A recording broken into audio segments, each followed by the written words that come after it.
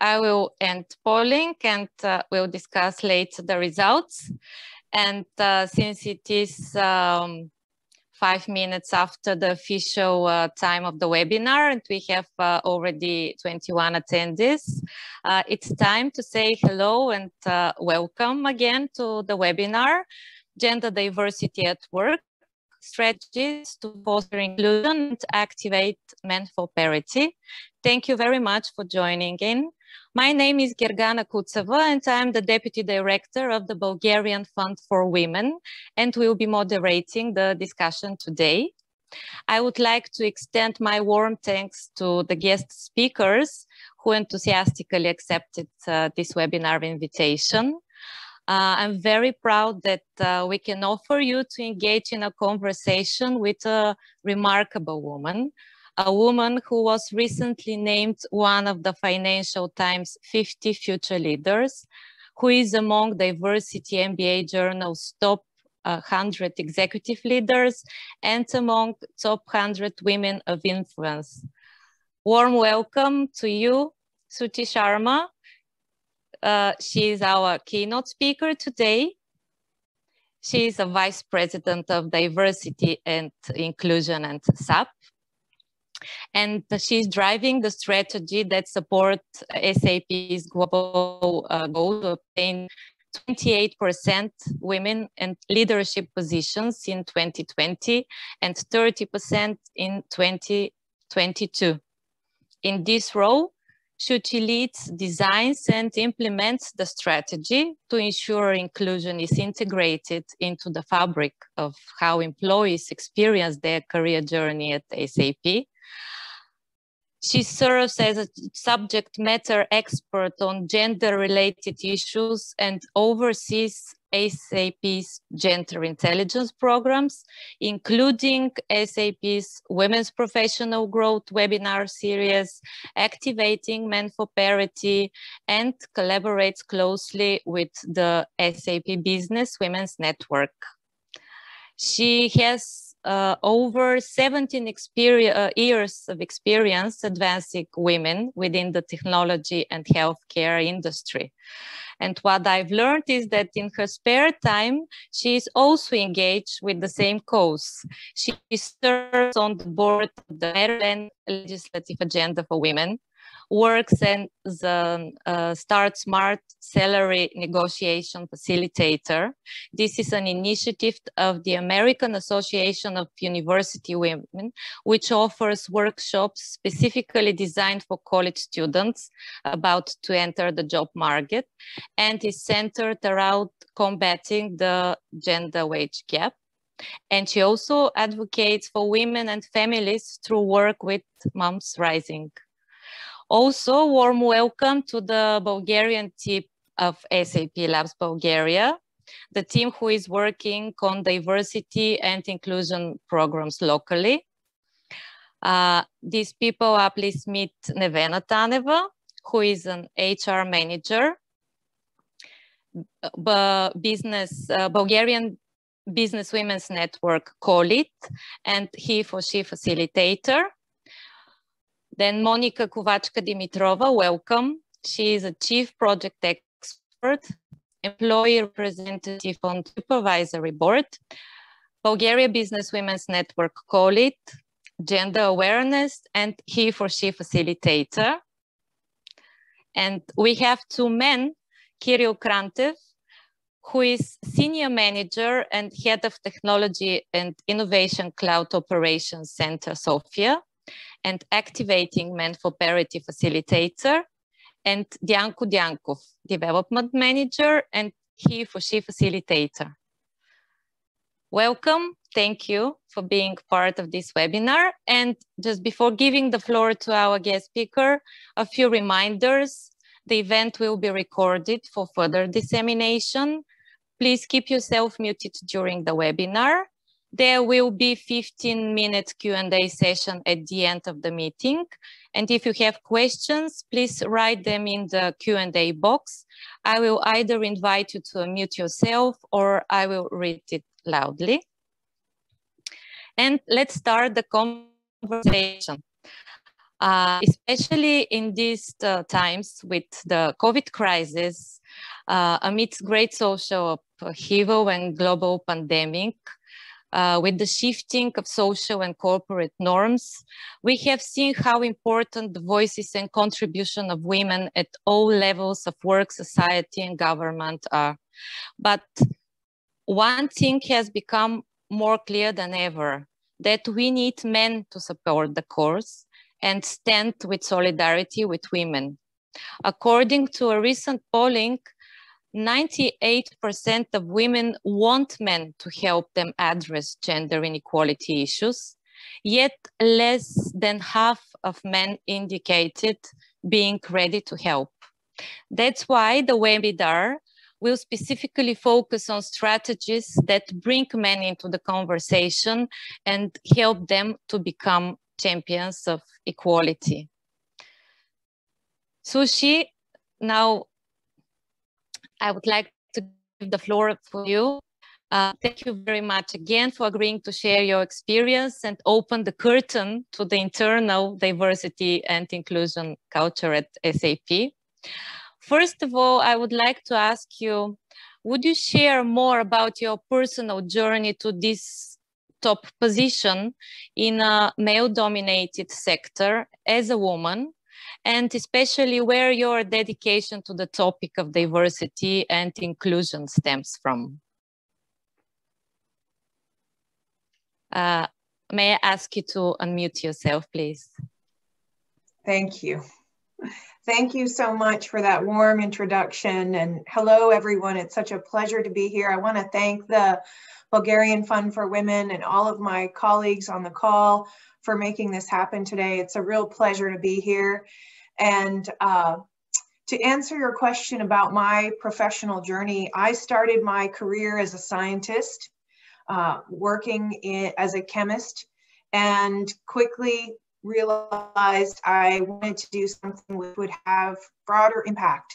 So after many years of studying health policy management, economics, I ventured into the healthcare sector. But what this education really provided me was an understanding of systemic barriers to inclusion, because the ability to be healthy is a privilege in our society today. The ability to have access to care is a privilege. And we have to dismantle a lot of systemic barriers in order to achieve that. And I ended up through a series of life events working overseas. And when I came overseas and started working for a technology company, I started to see similar barriers to inclusion and similar difficulties in accessing opportunity for women and for minorities all across the region I was living in. And that really propelled me to think about, how can I create a better future for all of these individuals I see impacted? So I founded an organization dedicated to women's professional development and leadership development. And from there, my journey into gender equity and inclusion began, that you so aptly shared in your kind introduction. I've learned to look at everything through the lens of a scientist, and focus on how we can drive outcome and impact in the work we do. And also learn that in order to really be inclusive, we must acknowledge and see the humanity in every single person, and see that in every single person we have potential and not problem. It's great to hear that such sensitive person actually is in charge for the design and implementation of the global inclusion strategy at SAP. So would you share more on the main philosophy behind it, and some evidence like recent statistics on how female representation grew over the past years?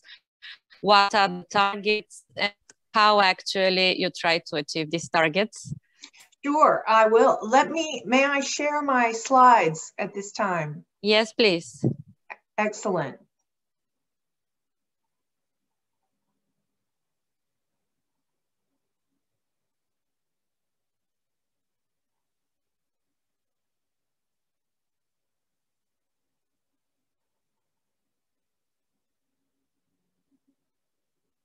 Oh, sorry about that. 1 second. It would, as Kiril said, it wouldn't be a the other day, it wouldn't be a webinar without some technology challenges. Here we go. Can you see my screens? Yes. Thank you. So just to give you some context for the topic we're here to discuss today, I want to ask you to zoom out a little bit and look at this acronym on the screen. How many of you know what this stands for? You can type it into the chat, but I'll share that this stands for volatility, uncertainty, complexity, and ambiguity. And as Gergana shared in her introduction, we have seen our entire world go through such a significant upheaval, not only from a health perspective due to the pandemic, but the social justice movements that erupted across the world. And what we know now is that, and perhaps what the Buddha knew thousands of years ago, is that change is our only constant. And in order for us to constantly adapt, we have to constantly innovate. And that is really what drives why, as a business and any organization, needs to think about diversity and inclusion. We know that it is so important because we see greater employee engagement, we see greater innovation, and we know we need to represent our customers, our audiences, our constituents with the same demographics that they have in order to really understand what their ideas are and how we can meet their needs. And this matters today more than ever. We know that there are over 200 studies that tell us that gender equity creates better outcomes. We know that cultures that are more inclusive of women and underrepresented minorities see more profit margin. We know that diverse teams work better. There are hundreds of studies that prove this over and over again. And yet we still, in many cases, see a resistance, and we see people asking for this type of business case. But I will assert that even asking for this type of business case is troublesome because we deny the very humanity of the people and their right to be present. We know that there is so much talent in the world. And as Gergana said earlier, we saw that the response to the pandemic was strongest where we had more diversity, more gender equity, and more female leaders in place.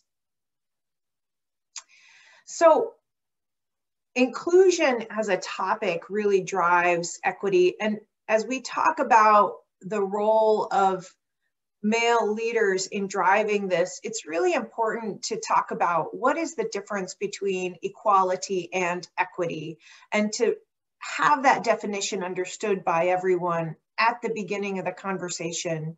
And if you look at the diagram here, you see three different versions of what equality and equity could be perceived at. But equality is really looking at this group on the left. They have this beautiful mountain view, and not everybody can see over the fence.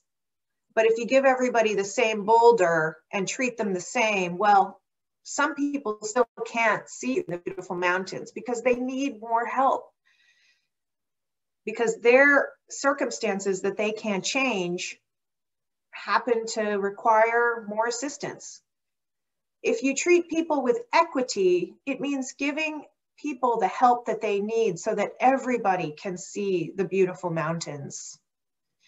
But what true equity really looks like is removing that fence so that nobody needs those extra boulders to stand on and everybody can see the beautiful mountains.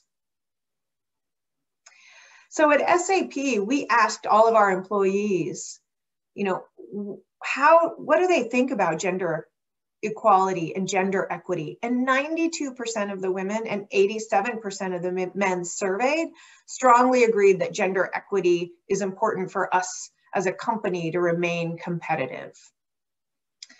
And today at SAP, we see that we are at 27.8% women in management and 33.8% female share. And our targets are very ambitious. We want to reach gender parity, 50% female, 50% male by 2030. And we aim to reach 30% women in leadership by 2022. Now, in a company of 100,000 people worldwide, you can imagine that is a massive, massive effort across so many different cultures and so many different geographies around the world. But we have a plan. Now, why, given all of that support, why is this so hard? Why is it difficult for organizations? And there are a number of reasons, right? We know that there is implicit bias in place, not only in our brains, but in our systems, in how we design the workplace. The workplace that we work in today has really been designed for one type of person.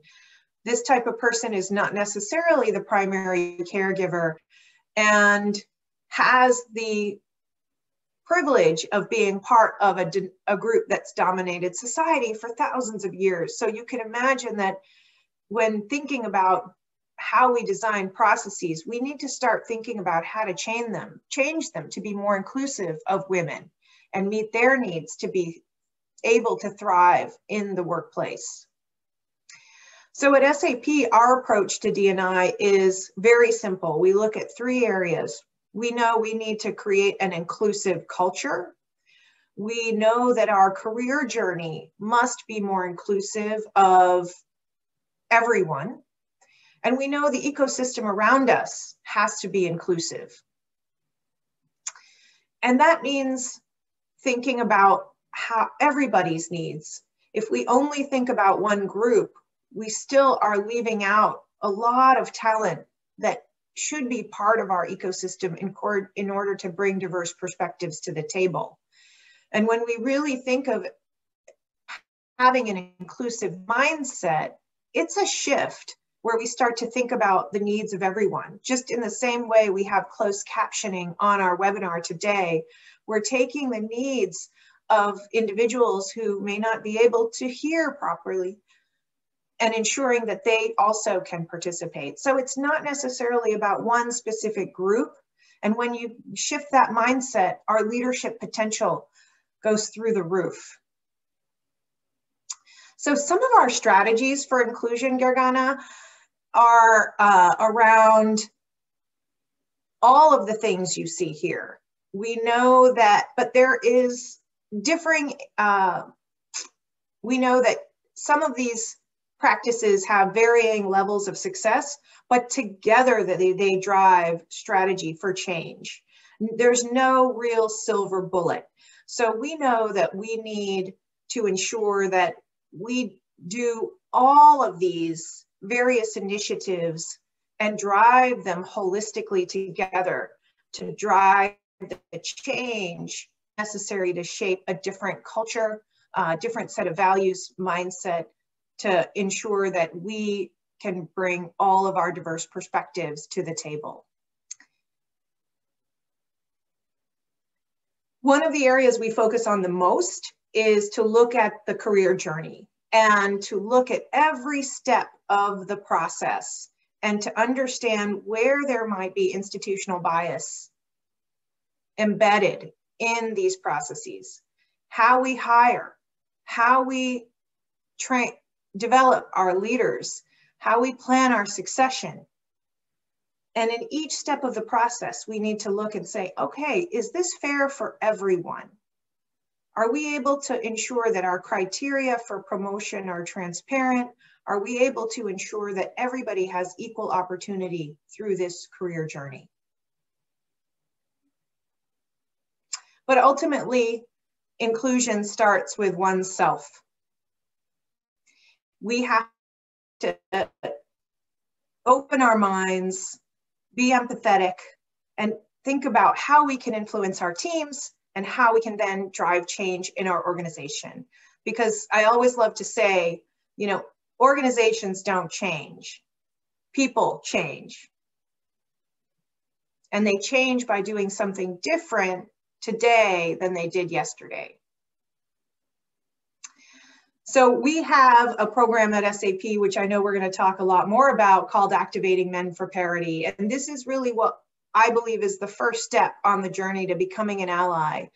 And we involve our male leaders in a very intentional dialogue, looking at what is inclusion, what does inclusive leadership look like? What are those behaviors? And what privilege do I bring to the office every day?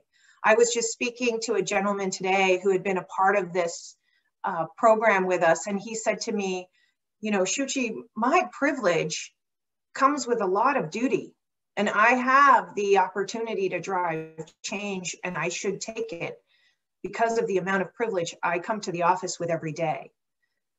We talk about unconscious bias and how that manifests in language, in images. And then ultimately, we're trying to increase the level of behaviors required to sponsor people who are different from themselves, women and underrepresented minority. Because when doors are opened for you, they're much easier to walk through.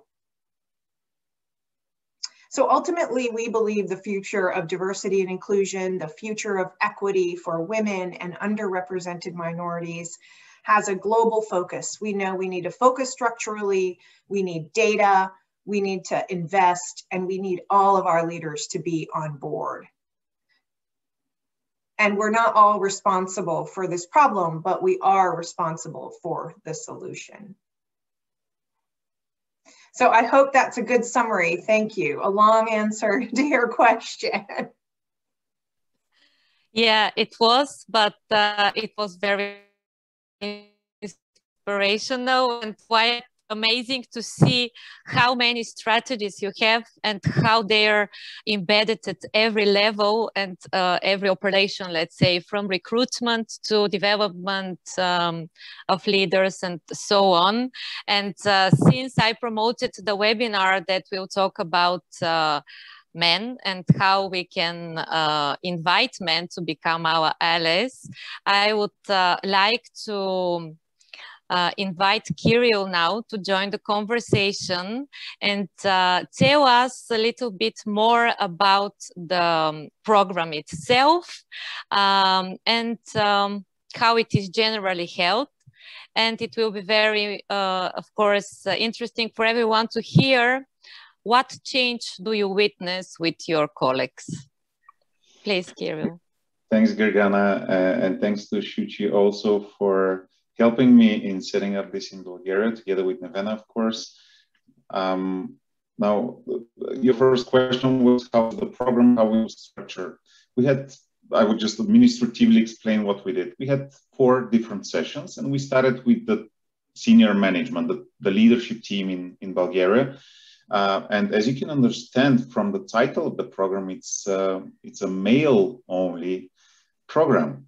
And that's actually the first thing that I noticed, that people are asking why men only, and you had to have a very purposeful reply to that question to the people, to explain them why men only.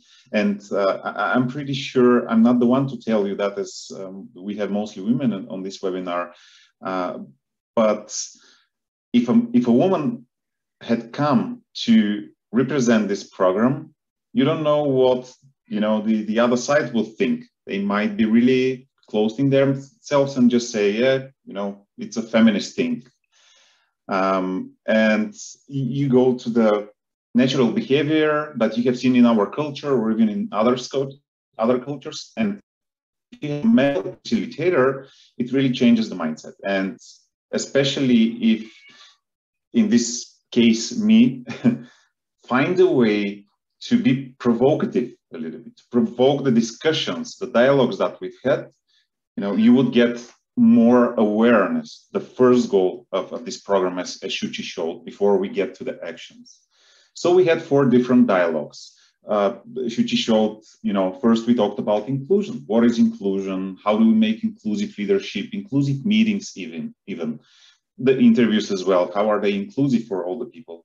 Then we switched to a more specific part, which was provocative, as I said to the men in the group, the invisible privileges men have and that they don't see actually. And I want to, share a bit more about this session. We actually had a situation when one of my colleagues in the round left the meeting because it became a bit more aggressive than he wanted, probably. Everything was fine with the person, of course, I checked afterwards. But this really showed that we went to the stage that we wanted to get the people to, and it's the active resistance. If you have resistance, generally you don't want to have resistance, of course. You want people to be helpful, never mind of their gender. But if you want to see a resistance, you want it to be active, to speak about it, because this is what raises awareness, and this is what we will bring to the next step, to the action. So in this privileged discussion, we had a dialogue, we had very interesting discussions on that front. And then we went to the unconscious bias, as Shuchi said, the next week. We did it week after week.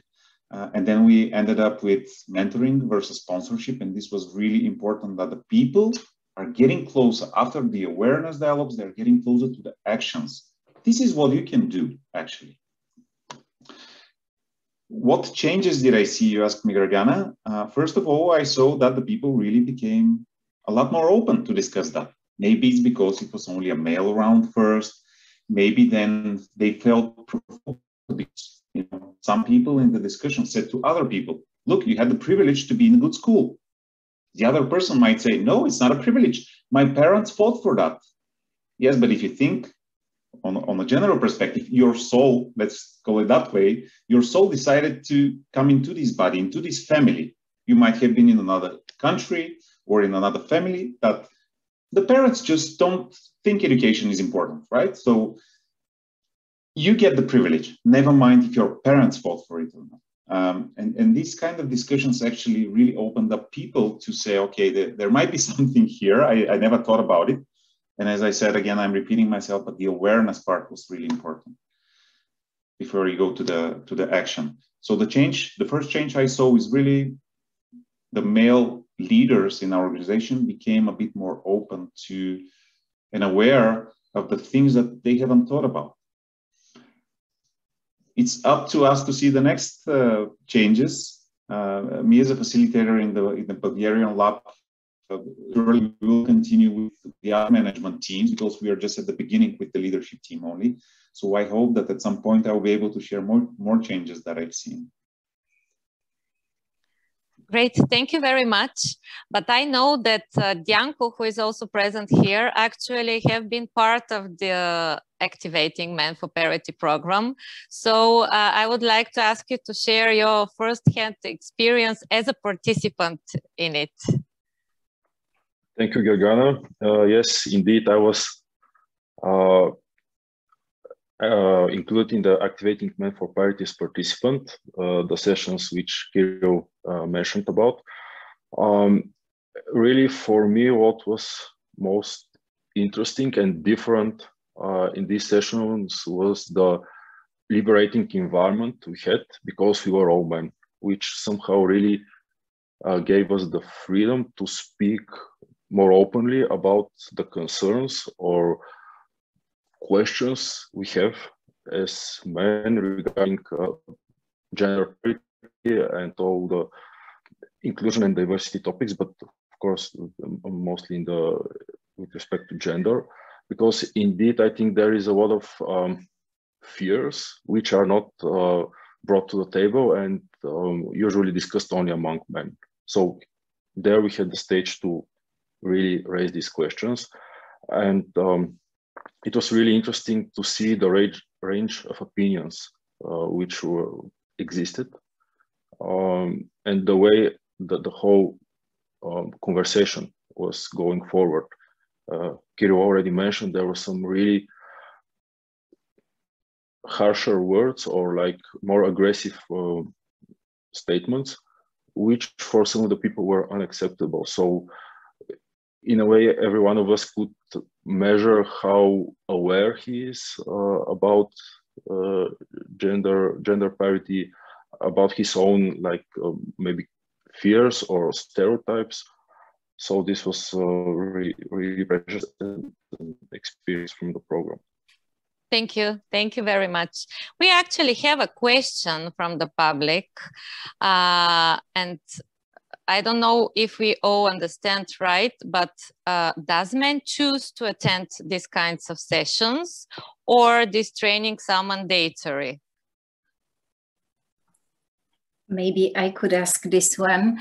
I wouldn't say that it is mandatory. It won't be the spirit of SAP if it was mandatory. Actually, we have realized so far that we were not able to achieve the gender parity and to achieve the transformation we want in the society if the topic is driven by females and by HR.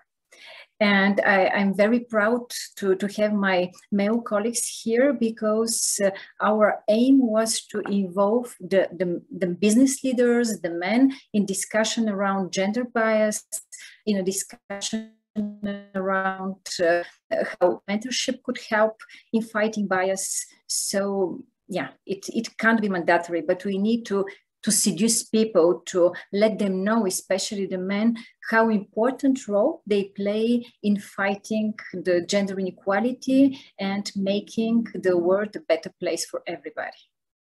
Maybe I can answer to that, because we actually started with gender awareness training some years ago, which were always done in a pair of male and female facilitator, and also the participant was equal number of females and males there. And in the beginning, we were thinking that, and actually it was the case, that women filled in the number of seats, and for men we had to go around and ask, can you join this workshop, because it's very important, and people try to advocate for it. Over the time, when people saw that it's actually good, because we obviously have more men than women, then men started to fill in the group, and we couldn't enough women to fill in the group, but it takes time, and it takes really this initial equality, you know, so that the men don't feel accused of something, really to drop this one and to start the talk about the awareness about differences. I want to add. Thank you very much, Monika. Sorry, Gergana, for interrupting. Just one really quick thing I wanted to add.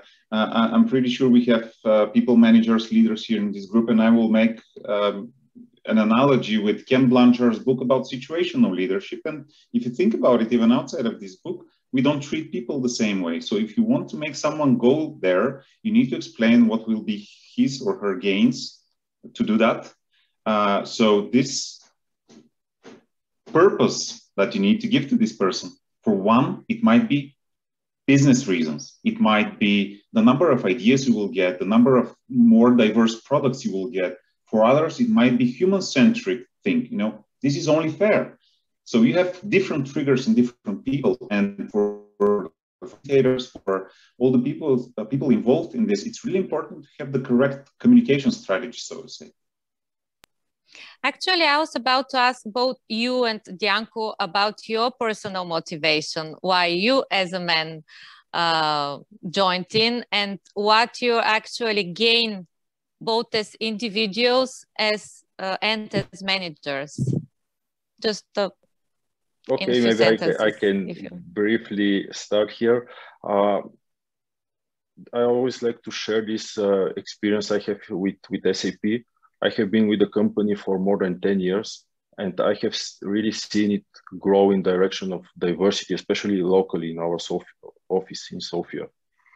So if I go back to 2008, we were focused on much smaller range of products, people with similar background, age, education, and so on. And if I look now, I see that we are much more diverse in terms of business, what we are doing, but also personally as professionals, expert in different areas. And this really is a prime example for me how diversity works and creates a better environment.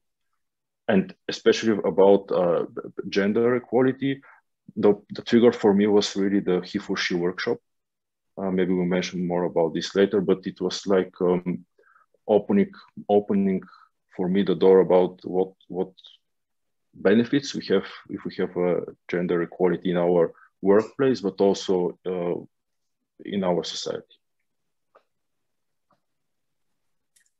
I can't not mention that actually we have here with us Dyanko and Kiril only, but in reality we have at least 4 more male managers acting as facilitators for the he for she workshops, which makes a difference. Thank you. And you, yeah. Kiril, would you share also your motivation? Just Absolutely. As you introduced me as a senior manager, I need to look at first business. Many people would say that business and people go hand in hand. For some leaders, it's first business, then people. For others, it's people, then business. My thinking is that people are first, and via people, we get to get business results. And I'm glad that I work at SAP, who are actually supporting me on that front. And I've had many probably growth mistakes, so to say.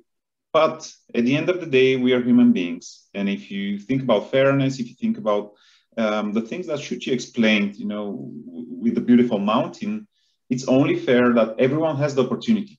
They might turn around and say, I don't want to look at mountains, but at least they had the possibility to do so.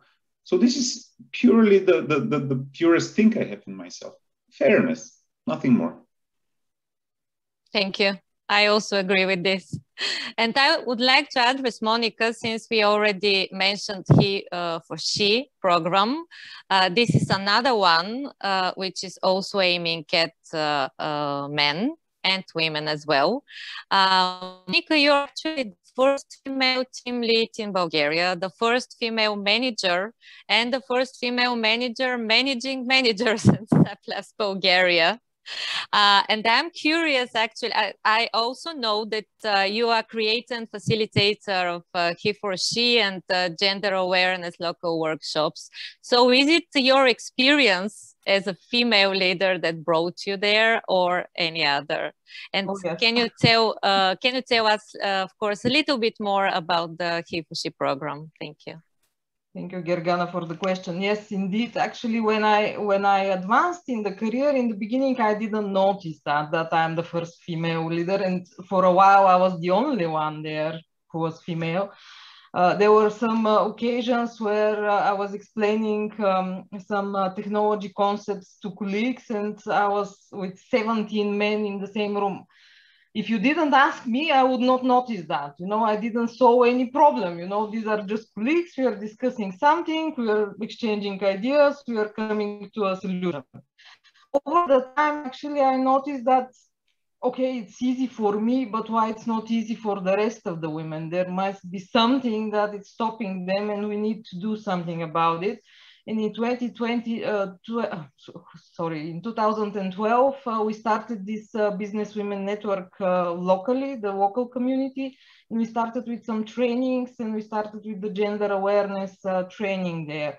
And in the beginning, actually, everything we said in the training, all the women shared that they saw these limitations before them, so that they cannot grow, that they felt something is stopping them and things like that.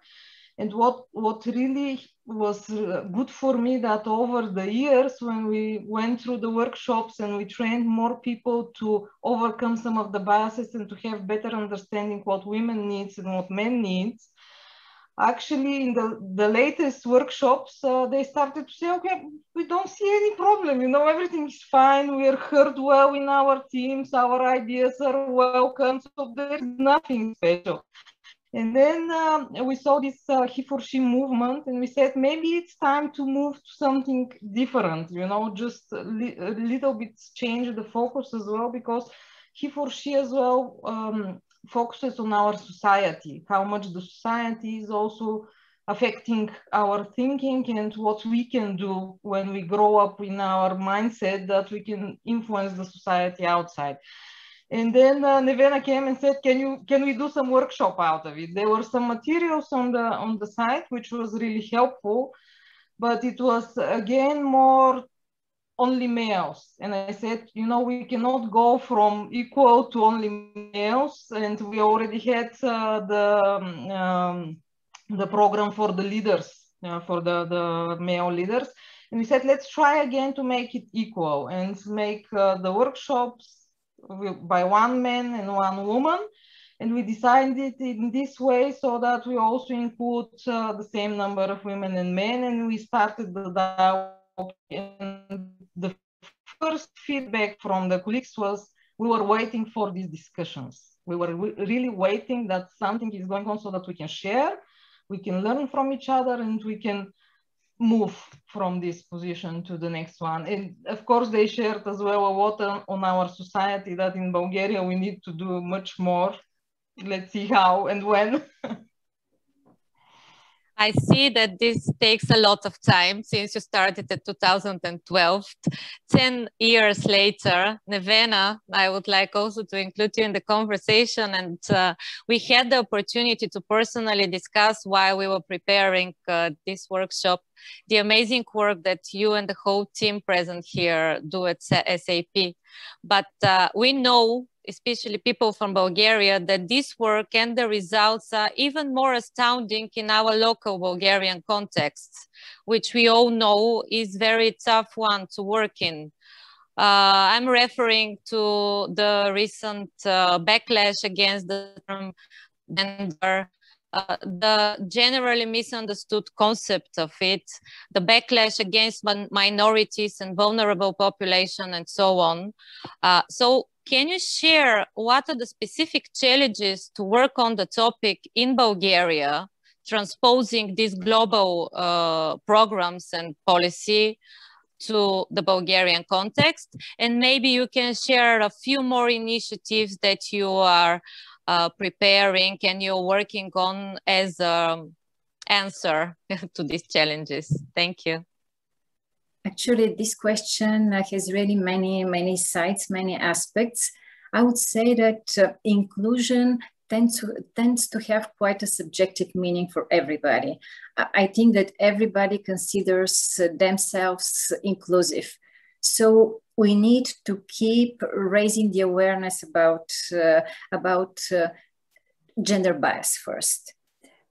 When talking about challenges, what shall I say? We have still this tradition with the gender awareness training, which helped a lot. Plus, I have always heard that the gender diversity was really appreciated in the teams.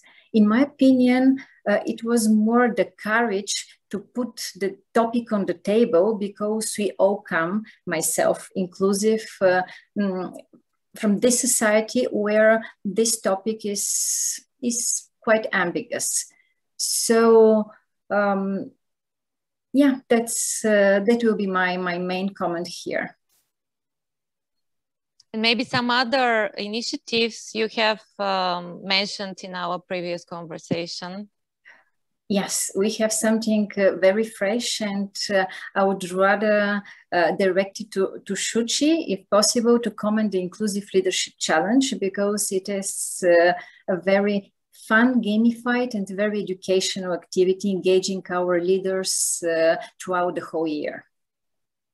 Thank you, Nevena. We have, I can certainly answer that. We have developed using a technology and digital platform, the Inclusive Leader Challenge, which is a series of very small micro-learning challenges that we send to the participants on a regular basis. They take no more than 5 to 15 minutes to complete.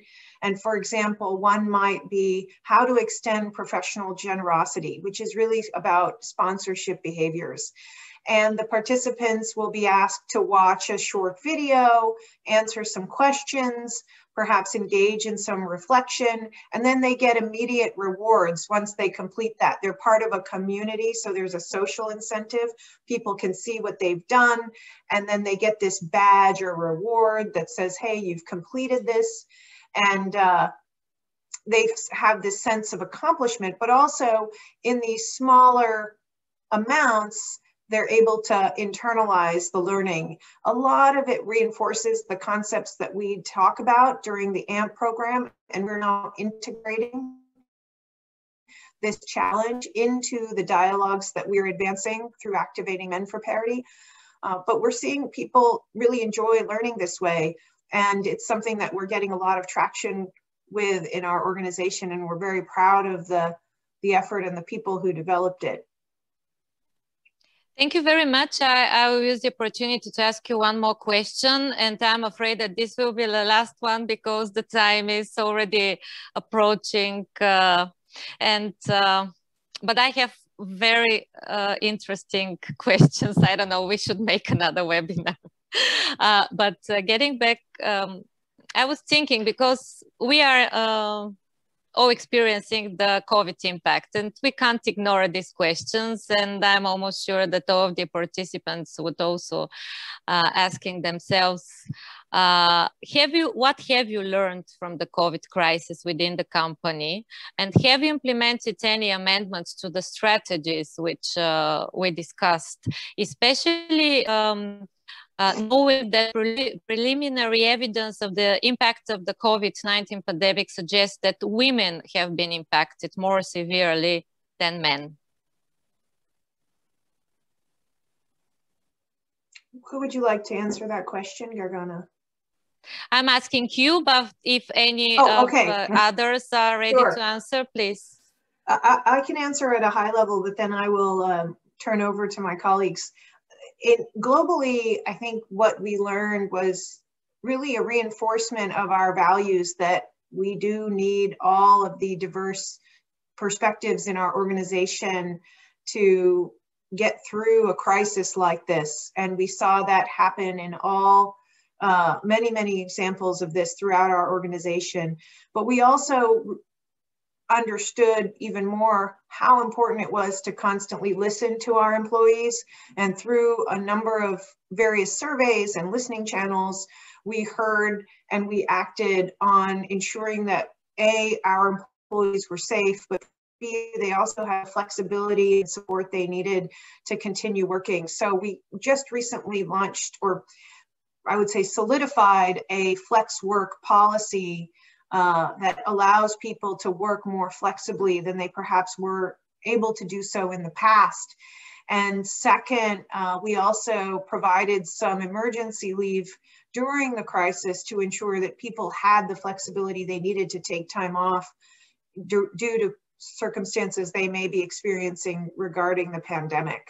And together, those two measures really helped us to ensure that we retained the women in our workforce to a great degree, and provided the flexibility working families needed to cope with all of the challenges presented. I would add something on what Shuchi just said. In the very beginning of the pandemic, we have got a very important message from the board. Actually, it was a message towards a full understanding about the challenges people who are caregivers could have, and the accepting the decreased productivity in that period. It was really important because it impacted mainly the women at that stage. Thank you very much, Nevena. And now really my last question. It's open to everyone.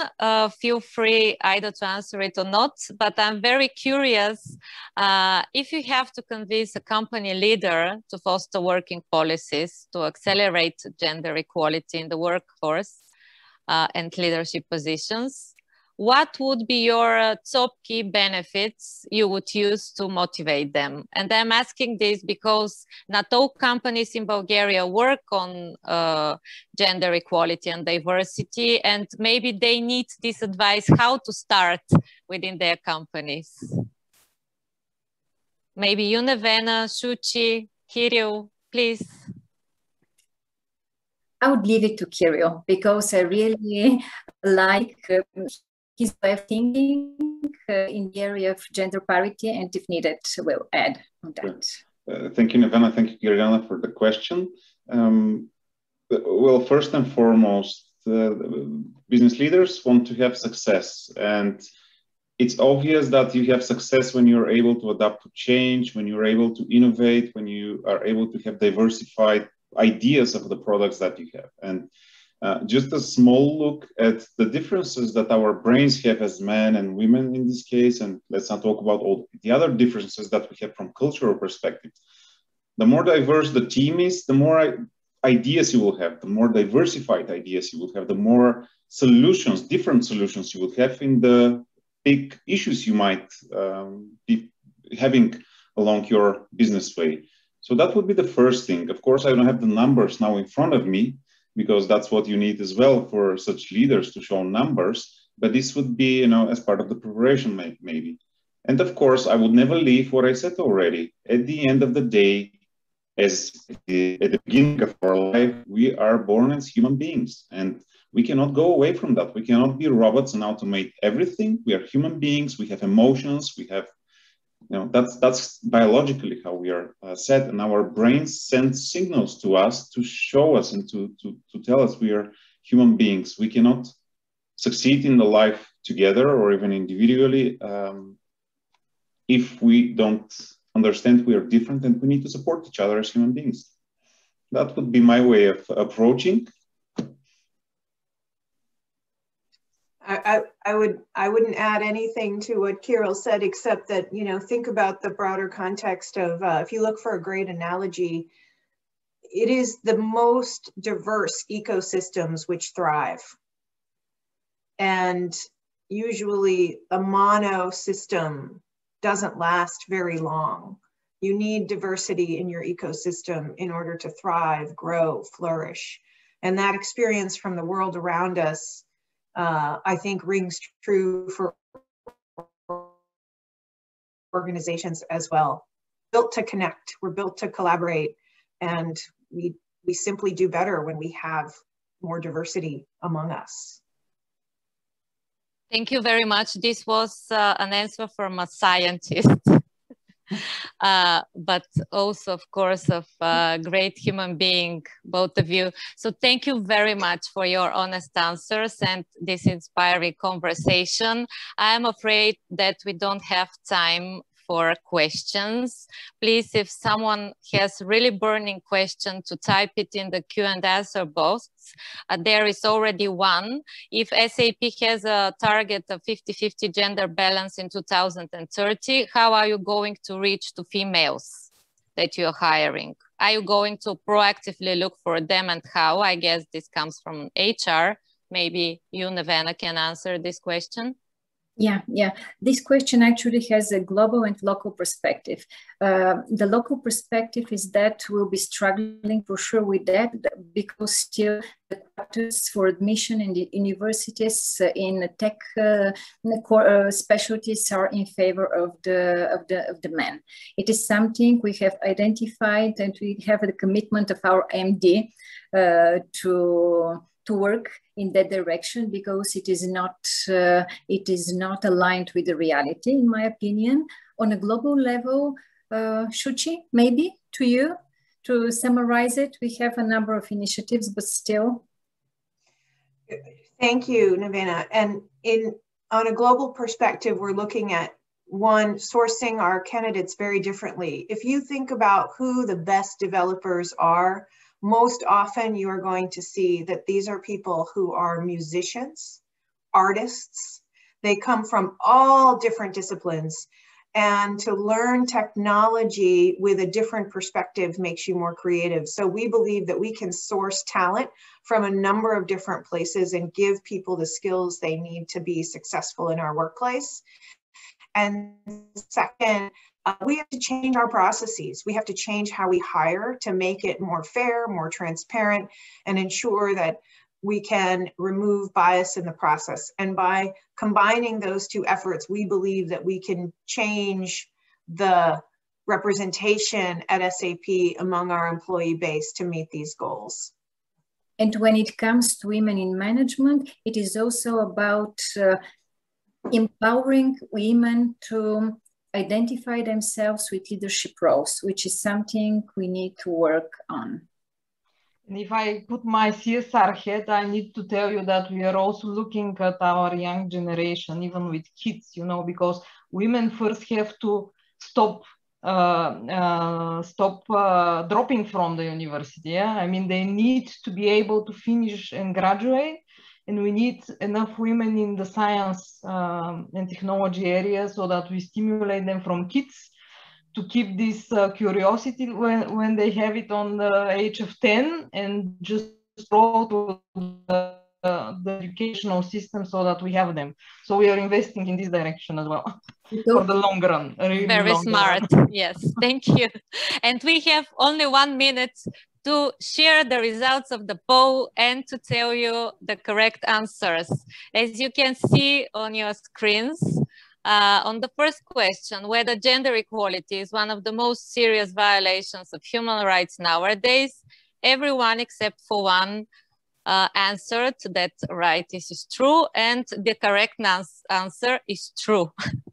This is the most serious violation of human rights. The second question, how many years are needed to achieve an equal participation of women in economics as per Global Gender Gap report? The correct answer is 267, and we have only 4 people or 22% who answered correctly. Most people saw that it is 164, and I'm afraid that we are many generations before achieving gender equality. So I really hope that through these webinars, through your active participation, through company policies and such amazing example that we had the opportunity to showcase, we may accelerate the progress a little bit. Next question, how many of the 8 jobs of tomorrow clusters have reached gender parity? The correct answer is 2, and actually most of the people answered correctly. These are people and culture and content production. And then the last question, what was your guess? Replacing a woman's name on the CV with a man's name makes it more likely for the candidate to be hired by. The most guess that these are 40%, but the true answer that this is 60%. So you see this unconscious bias towards hiring women is present and is really harmful. Hope that you've learned something new and you will practice it. And thank you very much, everyone, for being part of this webinar and discussion. I hope that you found it interesting, useful, and inspiring to work on gender parity and to foster men's participation on this very long journey. If you need partners on this journey, remember we are here. Follow Bulgarian Fund for Women's website and social media. Soon the recording will be live. So looking forward to our next meeting. Be safe and wear face masks in public. Goodbye and thank you. Thank you, Wayne. Thank you. Bye.